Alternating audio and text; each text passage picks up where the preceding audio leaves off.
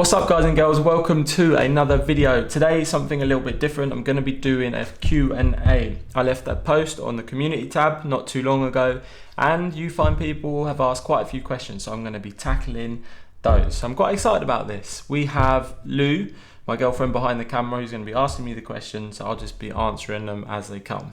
All good, babes? All good. Okay, so question number one, what have you got for me? What have the people asked? What would your top tip for a beginner cyclist be? Top tip for a beginner? Oh, that's a good one. That's a good one. I would probably say consistency and just ride your bike when you are starting out. And that's what someone said to me. I used to think, oh, shall I change this? Shall I do this on my bike? What if I ride like this? Is this going to help me improve?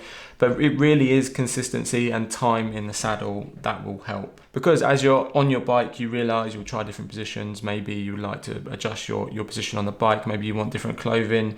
Maybe you want to try different routes. You start to explore just by spending time on the bike. Everything comes from that. So my biggest tip to someone starting would try and be consistently push the miles and push the pedals. What's this next, babes? Have you set yourself any challenges, routes or places to try to visit this year? Challenges, routes, oh, another good one. There's places that I would like to go. I mean, it's going to be a busy year, or it's busy at the minute, and that will become more apparent later in the video. But there are places I'd like to ride. I'd like to ride in Cornwall, in Devon. I'd like to ride in the New Forest as well. On some like adventures, whether that's gravel or road, not too sure. But those are a couple of places I'd like to go. Challenges, do you know what? With the turbo trainer, I would potentially like to race in the future. We shall see. We shall see how that one is. But it's been creeping into my mind, into my thoughts every now and again.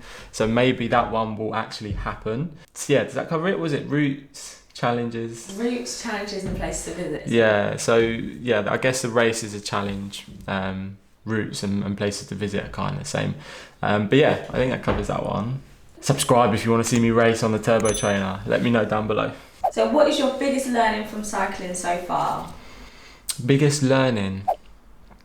My biggest learning would probably be that it is a very good sport for lots of different reasons. You can do it individually, which is enjoyable. You can do it in a group, so you have that social aspect.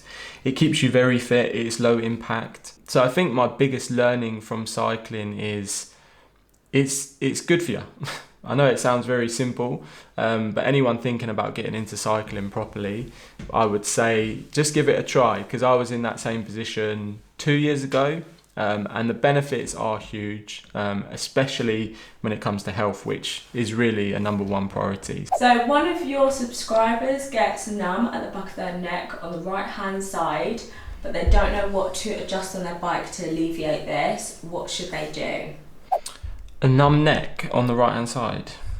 Interesting that it's just one side. I would probably say, and this is interesting because I tried to slam my stem for 30 days. That's a video that's going to be coming out. And I actually had the same issue. I had pain in my neck.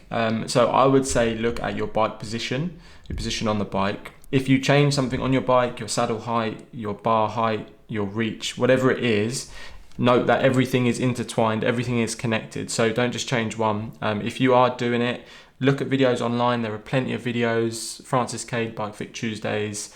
There's a couple other people on YouTube as well that have really good videos about bike fit. That's what I used and I managed to get a good position. So I'd say first of all, yeah, check your position, and two, I would say stretch.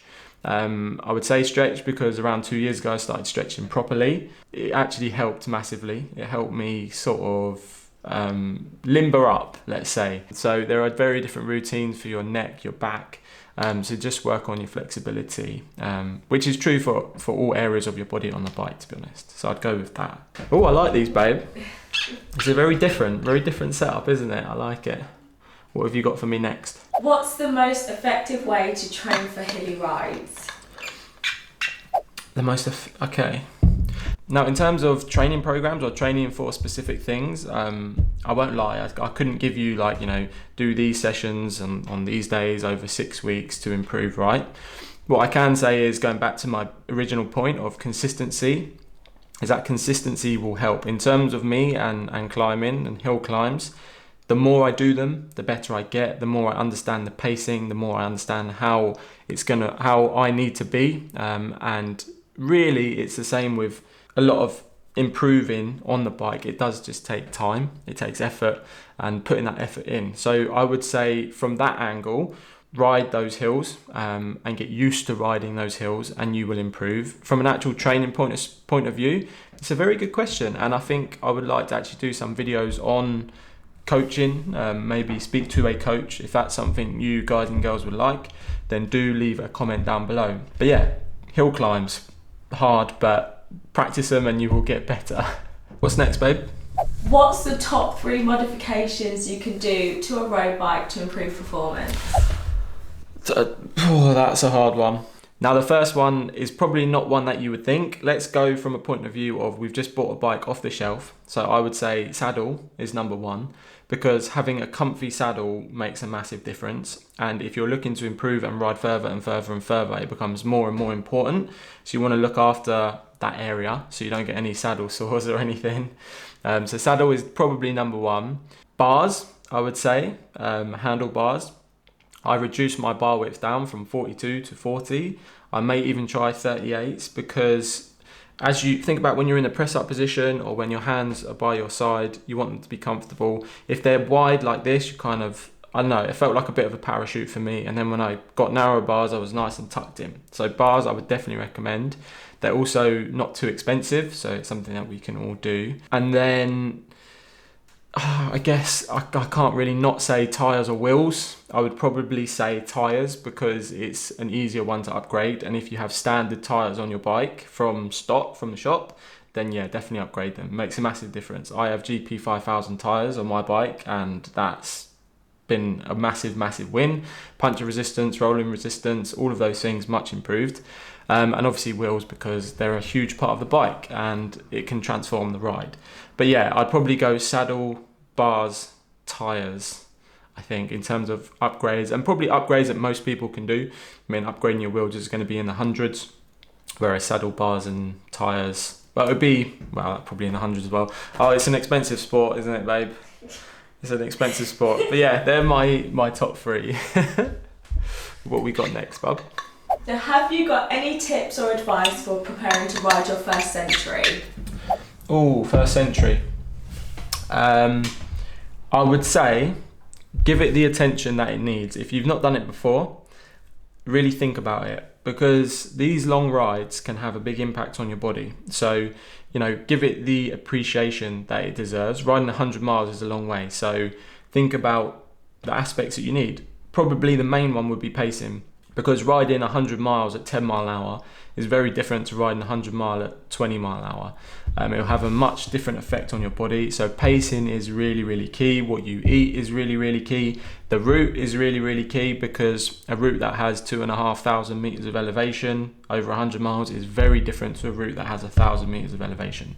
So it's not always about the distance, it's also about the elevation, and probably more so about the elevation, I would say. And also just take it as an enjoyment. I think it's easy to get into how quickly you can do it, and you know, we want to do this, I want to get there by this time.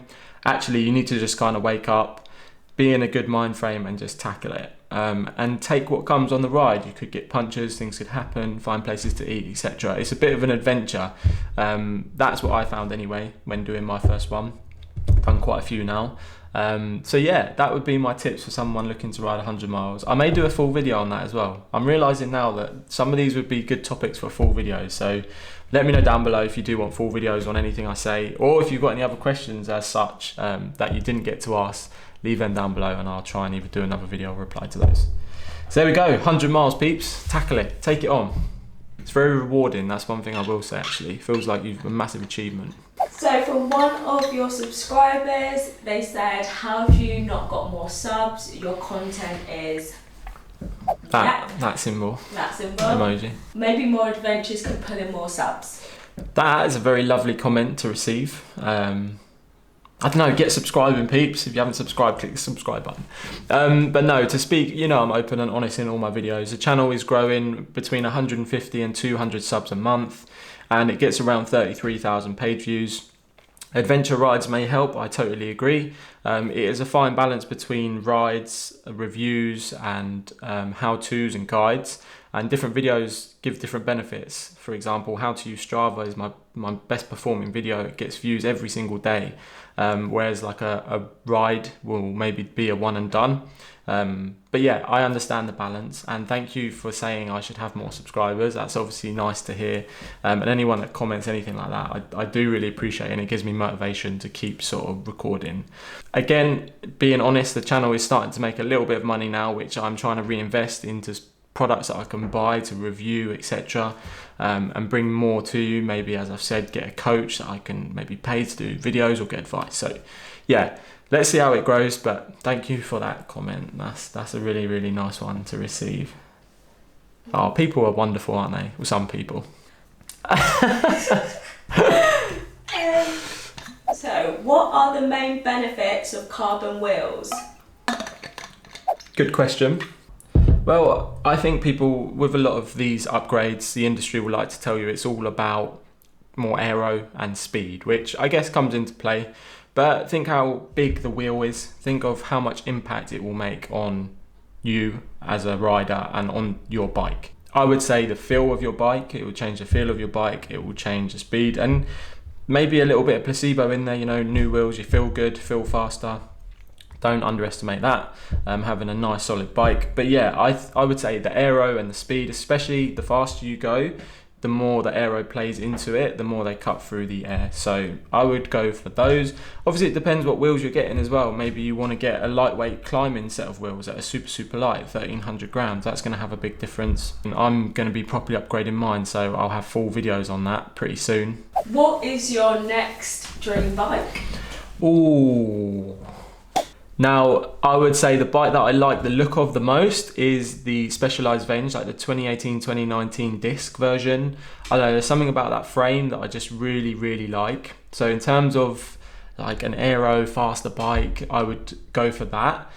Something else though as well is I really, really like vintage bikes. And one thing I've wanted to do is get a vintage bike, you know, the top of the line bike for the era, like the 80s or 90s, and put a modern group set on it. I've seen it done. I don't know how complicated it is, but I really like that restoration sort of project. Something nice about bringing something that was basically like dead and buried back to life. Those would be my bikes, as well as all the others as well, don't get me wrong. System 6, like from Cannondale, I really like. The Trek Amonda, like there's loads really, but those would be the two. So what made you get into riding? Good question. I mean, in terms of practicality, it was just riding to work. So I started commuting. It was 6 miles from where I am in East London to Central London.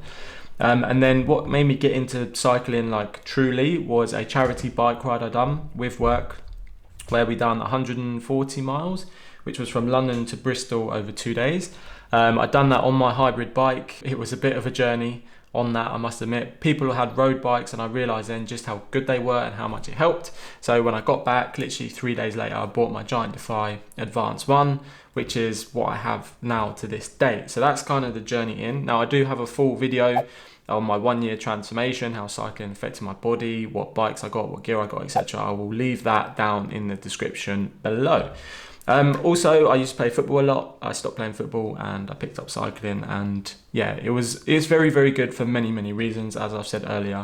But I really enjoy it now, and I will continue to enjoy it in the future, I'm sure. So that's why I got into cycling. That's how I got into cycling. Best way to train for a 1 min com? Oh, a 1 minute com. A com, right? So I should probably explain.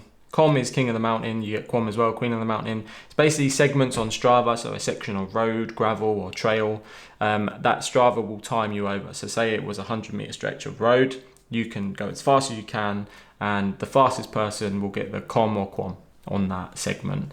So if you're training for a specific segment, I mean, it goes back to kind of other things I've said. Consistency, it depends what that segment is. If it's a hill, which it likely could be, then, you know, practice that segment over and over, understand the pacing of that segment and how you can improve.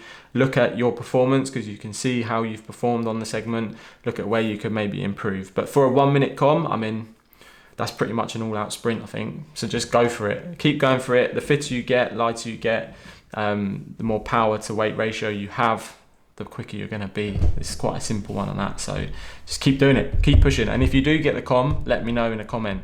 I'd like to know. I need some comms as well, babe. I haven't got any comms, peeps. It's quite hard down here in London because people are rapid. Richmond Park scene?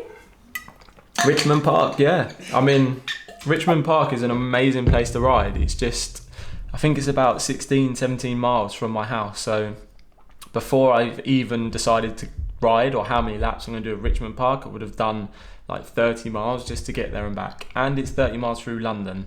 It's quite hard to do that when you're like Epping Forest and Essex, like on my doorstep, or the Velodrome. But yeah, Richmond Park, if people are going, I would go there and do a little group ride around Richmond Park. See some deer, some tame deer, which are crazy actually. I think I've got some footage, I might put that in there now, if I can find it. Why did you start YouTube? And by the way, love your videos. Thank you for loving the videos, much appreciated. Again, these comments are nice to receive and give you motivation. Why did I start? I mean, I used to do a lot of Photoshop editing, so image manipulation, etc. And then the natural progression from that was to do video editing, which I did. And I needed some content, so I started a YouTube channel. I also like the thought of a YouTube channel, and to be honest, I didn't know where it would really go, but here I am. It's doing okay now. So that's kind of why I started, and as of now, I mean, I guess your reasoning changes over time as it develops and progresses forward. But yeah, being open and honest now, it's something, you know, that I'd like to really push forward. Bring lots of good content to you guys and girls, lots of ideas. It's hard with time, or lack of, should I say, time. Yeah, it's going really well. That's why I started, and it's been quite a journey, lots of learning for me. You know, I enjoy doing these things as well. You think every video I do where I go in depth about a subject, I've done the research, and I enjoy that research part, because I'm a bit of a nerd like that, but it works well. So that's why I started. So thank you everyone for the support and helping the channel grow. I like them, babes. They're actually really good. Good questions. So you mentioned a change of scenery in one of your recent videos. What did you mean by that? So change of scenery. Me and Lou have bought a house. So we will be moving in 2 months? Yeah, 2 months. 2 months, yeah, to the southeast of London. So I'll still be able to ride around London.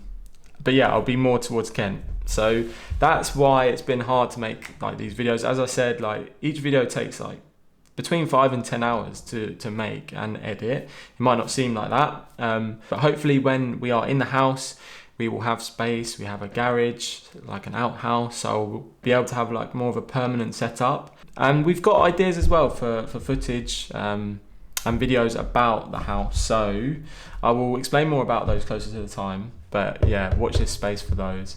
But that's why I've been busy. I know I've sort of commented or hinted at it a couple of times, but that's what's going to be happening. 2 months time, moving to southeast London. We excited, babes? We are very excited.